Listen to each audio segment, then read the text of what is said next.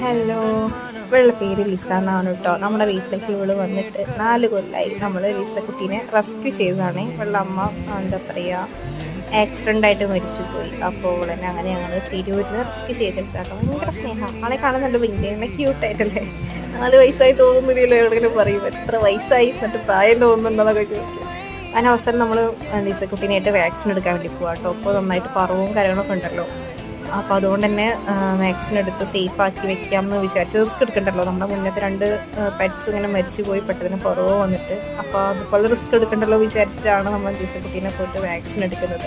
നമ്മൾ പൊന്നാനി പോയിട്ടോ വാക്സിൻ എടുക്കുന്നത്. എനിക്ക് അവിടുത്തെ ആ ഒരു ഹോസ്പിറ്റൽ ഭയങ്കര ഇഷ്ടം. പ്രൈവറ്റ് ഹോസ്പിറ്റലാണ്, പക്ഷെ അവിടുത്തെ ഡോക്ടർ ആ ഒരു എനിമൽസിനെയൊക്കെ ട്രീറ്റ് ചെയ്യുന്ന രീതി എനിക്ക് ഭയങ്കര ഇഷ്ടം. അപ്പോൾ നമ്മൾ ഹോസ്പിറ്റലിൽ പൂർണ്ണമായിട്ട് നിർത്തി ഇപ്പോൾ അവിടെ തന്നെയാണ് പോവാറ്.